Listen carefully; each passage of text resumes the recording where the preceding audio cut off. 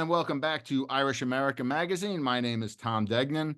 Today, it is our great pleasure to welcome Terry Golway, fellow Staten Island born and New Jersey residing Irish American. For a very long time, he has been one of the most influential chroniclers of Irish America and the Irish American experience in all of its nuance and complexity.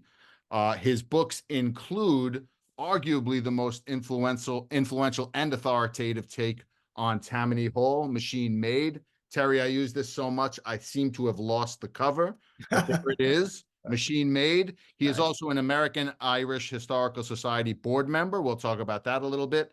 And he is also here to talk about his new book, I Never Did Like Politics, How Fiorello LaGuardia Became America's Mayor and Why He Still Matters. Terry Golway, welcome to Irish American Magazine. Thank you. It's a pleasure.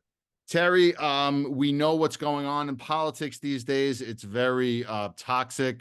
We have an election that no one seems to be looking forward to. You have decided to sort of bring us back in time a little. You're making the bold claim, Fiorello LaGuardia matters today.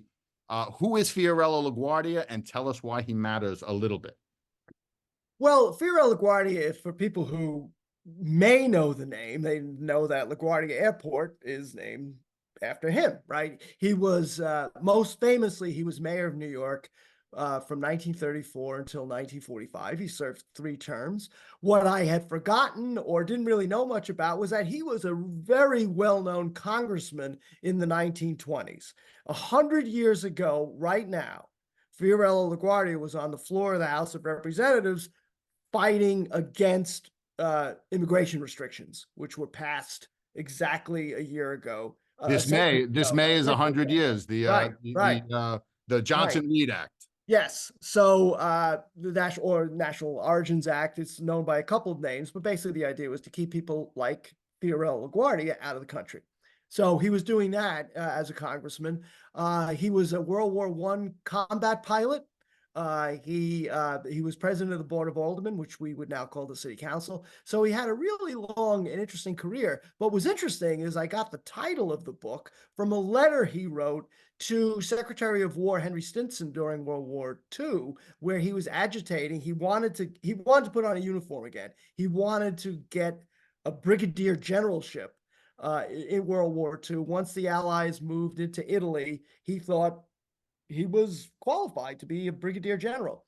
And so as he's lobbying for this new job, he is mayor of New York. He says to Henry Stinson, I never did like politics, which, I have to say, when I read that letter, I thought, yo, dude, like nobody made you run for mayor. and no one played the game. He was among the best at it, correct? Yes. I mean, that was his whole shtick, right? That he wasn't a politician. There was a book called Who's Who in America. I don't know if they still have that anymore, but it was a big deal. It used to be. And he was mentioned in 1941, Who's Who in America. So he looked at I guess the publishers had given him a copy of his entry to proofread, and he looks at it and he sees that he's described as a politician, and he hits the ceiling and he calls the publisher and he says, I'm not a politician. You can't put that in. Well, what are we going to call you? Call me a municipal officer. So that's what he was called, right? But that was really the heart of his relationship with New Yorkers. And I would say that he probably was the most beloved mayor of the 20th century in New York. I mean, Koch at times came close, but I think LaGuardia was still sort of the champion of the love fest. And part of his appeal was that people really did believe that he was not a politician. Now, for Irish America readers who might be watching or listening, they might be saying, gee, I didn't know Fiorello or LaGuardia was an Irish name. He was a walking melting pot, but Irish was not one of his. He was not Irish as far as we know, right? What was his background? Well, his mother, both of his parents were Italian immigrants. His mother was Jewish. His father was a Catholic, but he had sort of renounced Catholicism. He spoke 5 languages, none of them Irish, I should point out. That we know But of. yes, that we know of, right? He was quite the linguist, and if he put his mind to it, he probably could have learned Irish. Some people have a gift like I've been trying to teach myself Irish, although I took a class at the Irish Arts Center online, and every day I do a little bit of Irish, and I do have to say it is a very difficult language. I know I'm supposed to say it's beautiful, and I suppose it is. Not the way I say it, but it's really hard. But it's one of those things that I'd like to do. And as I said, LaGuardia, for some reason, was able to pick up. Like he spoke Yiddish, he spoke German, he spoke Croatian, right? He spoke English, and he spoke Italian. So he had a gift, but he did not speak Irish. But he certainly had a lot of dealings with Irish politicians. Yeah, I mean, there's still so much to talk about, but we should talk about that. I mean, look, so just that's the big question. As you explain in the book, and as you've to some degree outlined in your entire career, essentially, LaGuardia, is it fair to characterize him essentially as an anti-machine Oh sort of God, yes. reform candidate, right? Yes. Yes. So, in that sense, if the Irish are sort of the quintessential machine group, LaGuardia, I mean, he essentially ran against the machine. That's a fair characterization, Oh right? my God, yes. Yeah. Tell us how he did that and why he did that, and why was he successful at it? Well, he was successful because unlike other reformers, he was a man of the people. Like the stereotypical patrician reformer was a guy like John Lindsay, for people who might remember him, sort of waspy and tall and and literally somebody who looked down at other people, as I think John Lindsay did. Uh, but so Tammany was lucky in the people who were reformers at various times during Tammany's reign, because they all tended to be, stuffed shirts, blue bloods. Fiorello Guardia was not that. Tammany couldn't figure him out, right? He was a short, feisty guy from the streets, and he could curse you out in 5 languages. He had a wonderful relationship with ethnic New Yorkers, who were, of course, Tammany's base. And he just had a wonderful personality. There was no stuffed shirt about Fiorello LaGuardia, and so Tammany, like the rule book or the playbook for Tammany, they just had to throw it out because LaGuardia was nothing like they had ever faced before. But I think LaGuardia writes in his own autobiography that he early on developed a loathing for Tammany because he was reading about the depredations of, say, the Boss Croca era of the 1890s, which was a real. I mean, Tammany were thieves back then. I make no apologies for that. I acknowledge that. He thought that machine politics were not democratic, small d democratic. And he's just sort of loathed, and he loathed professional politicians. Mind you, he loathed other Republicans almost as much as he loathed Democrats. I mean, he wasn't the most popular fellow among his colleagues, right? But he was very independent minded. When he ran for mayor in 1933, right? He was the Tammany mayor at the time. Jimmy Walker had resigned in 1931, and this new guy, O'Brien, was not. He was a Tammany guy, and he was perhaps not the brightest bulb in the Tammany firmament. At one point, when the reporters asked Mayor O'Brien, who's going to be your police commissioner, he said, in a way that is almost charming, said, I don't know, they haven't told me yet, meaning Tammany, right? So it was LaGuardia against O'Brien. And LaGuardia is probably going to win that because the depression is on. New York is practically going bankrupt. O'Brien has no answers, and LaGuardia does. And then suddenly, a third candidate, a Democrat named McKee, who was from the Bronx, and he had served as acting mayor after Jimmy Walker had quit for 3 months, and everybody thought McKee was really smart. He was an ex-school teacher. Despite that, people thought he was smart. And he had a lot of stuff going for him. But the main thing he had going for him is the two of Franklin Roosevelt's Irish American advisors, Ed Flynn, the boss of the Bronx, and Jim Farley, who was the postmaster general and the chairman of the Democratic National Committee, form a party called the Recovery Party. because they agree. O'Brien is like, we can't have O'Brien. He's just not suited for the times. So the Recovery Party starts with McKee. So now there's a third candidate. And the plan was Franklin Roosevelt was going to endorse McKee, except he didn't.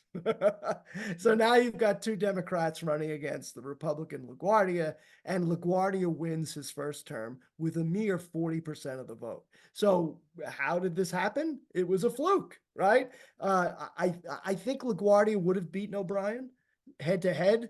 I'm not sure he would have beaten McKee because McKee was very well respected.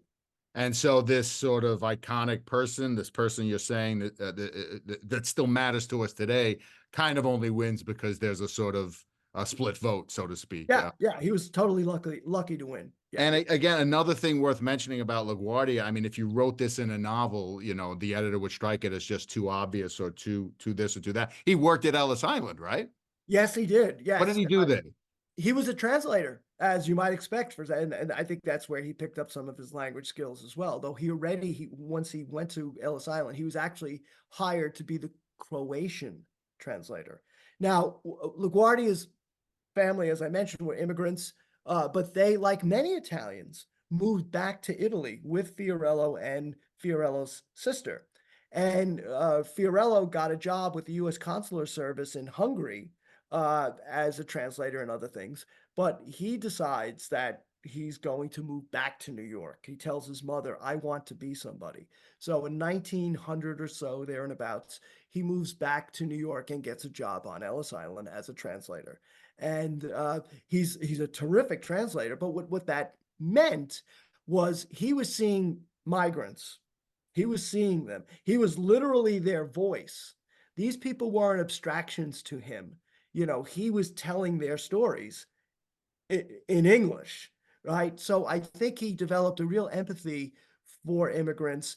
There's other biographies of Fiorello Guardia, and there are people who have studied Fiorello Guardia all of his life. I'm not one of those people, but so I rely on their expertise. And they seem to agree that the reason LaGuardia had this affinity for immigrants is not because he considered himself one. I mean, he wasn't, but his parents were. But it wasn't based on family experience. It was based in part because he thought it was right. He had a very keen sense of what was right. But I think also because he saw the faces and literally told the stories of immigrants on Ellis Island. He tells in his memoir, which he wrote, 40 years later, of how sad and even depressed he became when he saw people being turned away. And what you're saying must be very confusing to some people out there because, Terry, from what I hear, from what I understand, back in the good old days when immigrants came over here, they were speaking English automatically. So, no, people may have to read your book to get a full sense of what it is you're talking about because it seems a little confusing to me. Of course, I'm being a little jokey here. Before we move on to some other things, we're focusing on LaGuardia in his place and time, which is important. But your subtitle says he matters today. What is it, do you think? Is there one or two things? Why do we need to know about him these days? What's relevant about him still? First of all, he was so honest, and many people had problems with Fiorello LaGuardia, including Tammany. Nobody ever suggested that he was anything but honest, both from a financial standpoint, but also honest with the people, right? And the other thing is, he was on the right side of history at a time when history appears to be repeating itself, right? So, I think if we had somebody like Fiorello LaGuardia speaking up for immigrants today, and I know the situation, for example, at the southern border is a lot more complicated than maybe Ellis Island was, and I understand that times are different, but what Fiorello LaGuardia saw the humanity of the people who were trying to get into the United States. They weren't invaders. Now again, I don't want to get into the arguments of, well, one, as my mother might say, well, one's following the rules and the others aren't. Forget that. But let's just see these people who have given up everything in their native countries to come here with the promise really of nothing. LaGuardia saw the humanity of those people, and I think it might be nice to see the humanity of many groups of people right now, including migrants. Yeah. For people who might still be just joining us, my name is Tom Deignan. That's Terry Golway. We are talking about his new book, which makes the case that Fiorello LaGuardia's life as he lived it and today is worth reading more about. I Never Did Like Politics, how Fiorello LaGuardia became America's mayor and why he still matters. Now, Terry, I want to talk. This is Irish American Magazine. We're going to get some angry letters from people who are we're not tilting green enough here. So let's do that a little bit. You and I both read, and we've both written for the Newark Star Ledger or the Star Ledger out of Newark. Right now, they are many days. There are articles about the Phil Murphy machine, trying to get his wife sort of an automatic nomination. Machine is generally synonymous with negative politics, nasty politics, corrupt politics. It was the case with LaGuardia. It's kind of still the case today. You've written this book as another one of your books, Frank and Al. It's a sort of more nuanced look at Al Smith and his relationship with Franklin Delano Roosevelt. Whatever Tammany Hall political machines led mostly by Irish Americans, whatever their flaws, you have made the argument that a New Dealer like LaGuardia, they owe a debt to political machines. Tell us a little bit about that. I think people still tend to forget that. Political machines have lots of negative consequences, and you're right. Most people, when they hear machine, they think of bad things. They think of corruption, and they think of people rigging the vote, right? And you know what? There's some justification for that. But in my studies of Tammany Hall, what I've tried to point out is that there was a golden era of Tammany Hall, and it basically coincided with the rule of this guy called Charles Francis Murphy, the son of a famine immigrant, who was the head of Tammany from 1902 until it died in 1924. And he took New York out of the 19th century, uh, arguably took it out of the 18th century, and moved New York into the bright new future of the 20th century by supporting things like workers' compensation, unemployment compensation, uh, uh, all sorts of other social welfare reforms that we take for granted today. For example, Tammany supported a bill in Albany in around 1913 or so that required employers to give their workers 1 day off every 7. And by the way, of course, the employer said, we can't do that. We're going to lose money. And Al Smith said, don't even go there. And Al Smith was very much a Tammany guy. He's still regarded as the greatest governor New York's ever had. He was governor through the 1920s, and of course, ran for president in 1928, the first Catholic presidential candidate by a major party. Robert Wagner, German immigrant, probably one of the 3 or 4 greatest senators New York's ever had, and New York's had a lot of great senators. Wagner was a Tammany Hall guy. So what we saw in the first quarter of the 20th century is Tammany getting behind social reforms that helped the poor, that helped the immigrants, that helped the Irish. So I think there's that side of things too. And it's not just in New York. There were political machines in Kansas City and Chicago and Philadelphia, where it was actually Republican.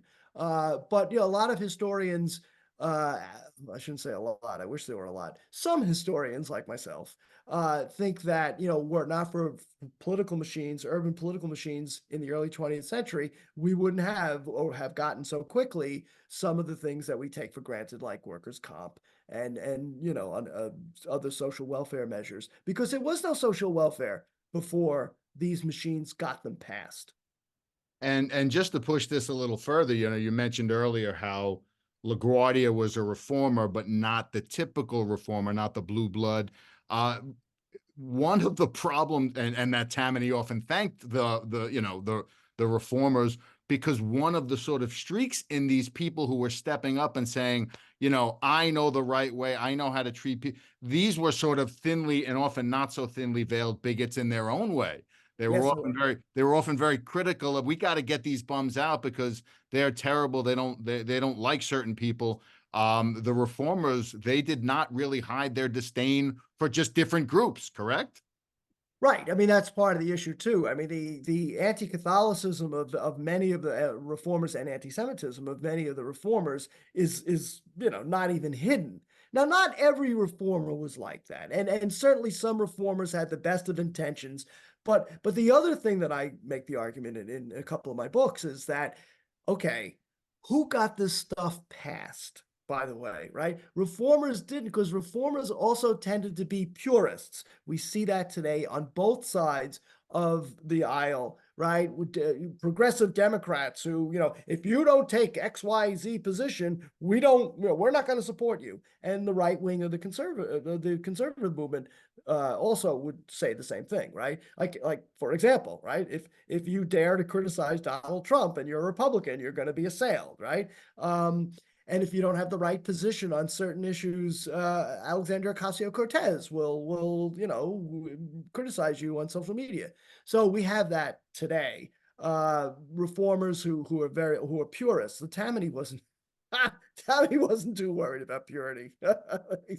They just wanted to get stuff done, and they got stuff done that reformers just had been trying for years to get things like workers' comp done. And finally, with Al Smith, Tammany Hall, Charlie Murphy, Bob Wagner, they got passed in New York in the 19 teens. And something that illustrated this to me very clearly, just to go back in history a little further. You've taught at colleges for a while, currently teaching at the College of Staten Island, my alma mater. I remember a couple of years back, I was doing some SAT prep with some students, and without getting into that whole controversy, enough to know that SAT readings, they are very bland and unconventional. They reflect, all they want to do is see if the kid can read and answer comprehension questions. Well, the SAT decided to run a reading comprehension section about the hero who exposed political corruption, a gentleman by the name of Thomas Nast. And it was a uncritical, heroic portrait of Thomas Nast, the famous cartoonist. Can you tell us, Terry, why that should be a little bit more of a complicated reading? Why should we know more about Thomas Nast, the cartoonist? Well, Thomas Nast was an anti-Catholic bigot. I mean, he was as anti-Catholic as any member of the KKK in the 1920s. I mean, if you look at some of the now he did expose Boss Tweed. He helped to expose Boss Tweed, and that's why between that and what he drew Santa Claus, right? I think Yes. that's his other contribution, right? Okay, that's great. But the bigotry that's built into his portrayals of Irish people, and also he was out with the militia during the Orange Day riot of 1872, when Catholics and Protestants, Irish people, were at war with each other. The militia opens fire. Thomas Nast is with them. Something like 29 innocent people, or most of them innocent anyway, killed. He celebrated that. He thought this was great that these Irish Catholics had been mowed down by the militia.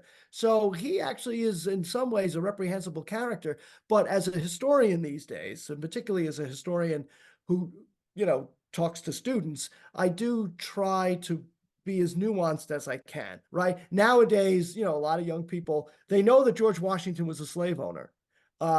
They maybe don't know as much about his leadership during the American Revolution. Uh, on the other hand, when I was young, George Washington was a slave owner. What? Like nobody taught us that either. So I think we have to start meeting in the middle somewhere, right? But to praise Thomas Nast as this heroic defender of democracy without adding the context, oh yeah, by the way, he was a bigot. Like, I think we need to know that George Washington was one of the greatest Americans in our history, and he was a slave owner. Okay, let's talk about that, right? That's what we need to do. We need to have those conversations, but we can't have those conversations if we're doing this. It sounds like you're trying to walk and chew gum at the same time. That sounds like trouble, Terry. Sounds like trouble. Not Um, for an athlete like me. um, we are about to wrap up with Terry Golway. My name is Tom Deignan. We're talking about his new book, Fiorello LaGuardia, and we're talking about many other things. His new book is about Fiorello LaGuardia. I did, Terry. You are also currently, somewhat recently, actually, you can fill us in. You are active now with the American Irish Historical Society, correct? Yes, I'm on the new board that was appointed by the interim board with the with the help of Attorney General Tish James. I mean, the building is back, right? The American Irish Historical Society is back after a prolonged absence, marred by scandal. We have put that in the rearview mirror. We have this wonderful executive director, Elizabeth Stack, has a PhD from Fordham. She's an Irish native. I mean, that building is, got stuff going on 2 or 3 times a week, back like it did back in the old days in the 1990s. It's not fully up to where we want it yet. For example, it's got all these great manuscripts and archives. We're not quite ready yet to have scholars come in. We got to work a little bit more with the collections. But in terms of public programs, I mean, go on the American Irish Historical Society Facebook page or the Twitter. Our own website is under repair, but we've got stuff going on the Facebook page, on Twitter. I mean, I gave a book talk the other day. I sold 15 books. I mean, that's a great day for me. It's going really well, but we need people's support, both financial and emotional, because it's still a tough go, but we're there and we're Can going to you get it better. review, can you give us the short version or the PG-13 version, if you will, without getting too deep in the weeds or whatnot? What sort of led to the crisis moment, and what role are you hoping to now play in this sort of new revamped, however you want to categorize it? What was the problems AIHS was having, and what role do you see it playing, 10, 20 years from now? Well, I think the problem was eventually it was run like a private club, right? People did not feel welcome there under the previous management of the Cahills. And now again, talk about nuance, right? The Cahills have been made out to be villains, and they sort of were responsible for some of the problems that we have. But by the same token, when the society almost went out of business in 1970 or so, nobody was going there anymore. Remember, we have our headquarters at 991 Fifth Avenue, right across from the Met, like prime real estate. Kevin Cahill rescued the American Irish Historical Society in 1971. If he hadn't done that, we wouldn't even be having this conversation. But unfortunately, he held on too long and he ran it as if it were a family heirloom, which it is not. And eventually, the Attorney General Charities Bureau moved in and basically got the resignations of the board, most of whom were related to the Cahills, right? And then it was moribund for about 3 years. Now, again, we have a new board, a vibrant new board of 13 or 14 people, big ideas. 20, 10 to 20 years from now, I want it to be what it was in the 1990s. We have a template, which it was a place. If you were an Irish writer, you wanted to be there. You wanted to launch your book there. You wanted to talk about your book. If you were a musician, an artist, you wanted an audience at the AIHS.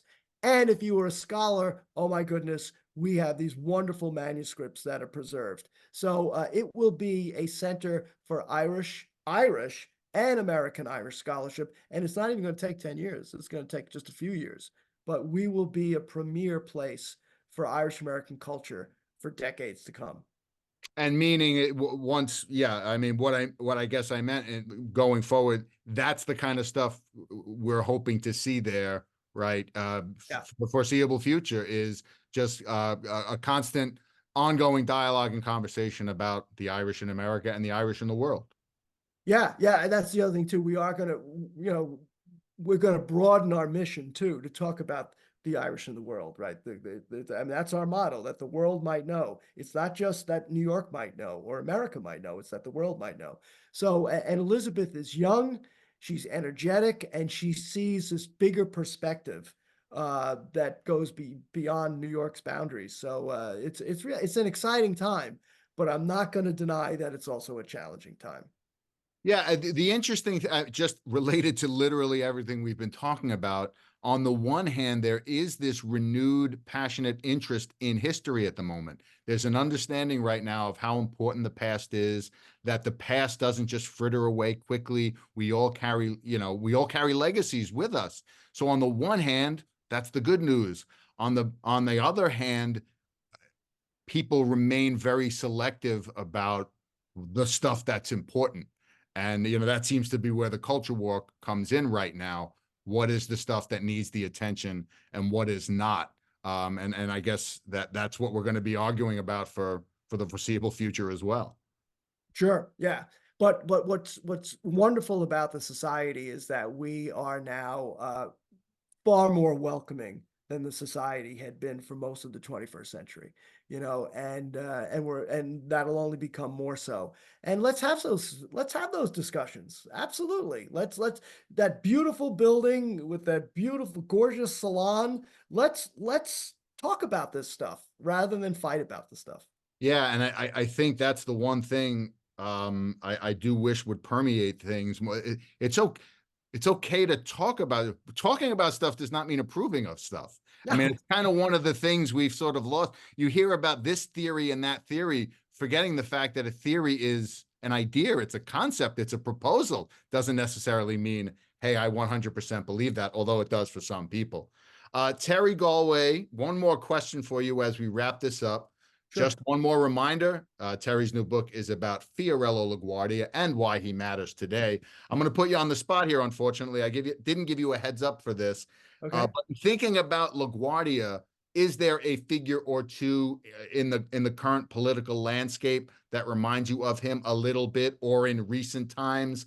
Anything along those lines? One thing that LaGuardia that sticks out to me about LaGuardia is the mere fact that he seems to enjoy what he's doing. There's a weird number of people doing this business in this business of politics who don't seem to enjoy it all that much. No. Does anyone remind you of him in our world today? Well, I mean, yes, in a way, like Joe Biden,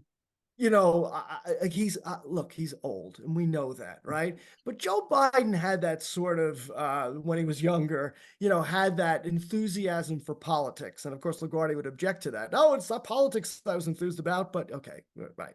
But he was one of the only figure that I can think of who resembles LaGuardia was Ed Koch.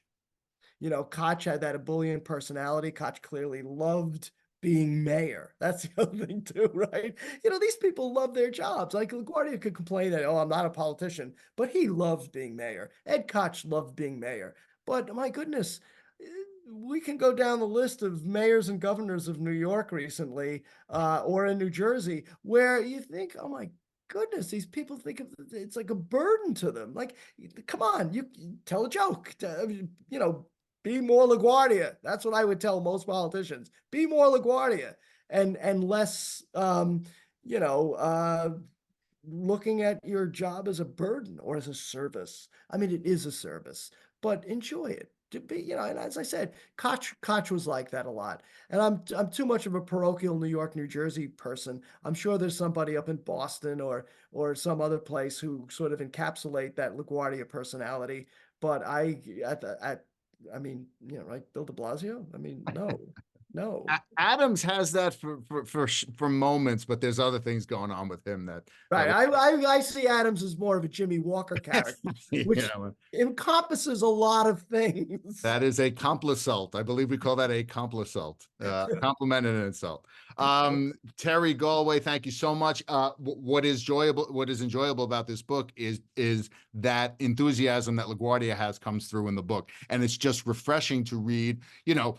What Terry also does really well in this book is these are not the good old days. These are trying times. This is the Depression, but this is a person who went out into the public and tried to solve problems, had ideas, but also had the personality to back them up. Terry, thanks so much for joining us here at Irish America Magazine. Go out and buy Terry's new book. Thanks, Terry. Good to see you. Thank you, Tom. Likewise.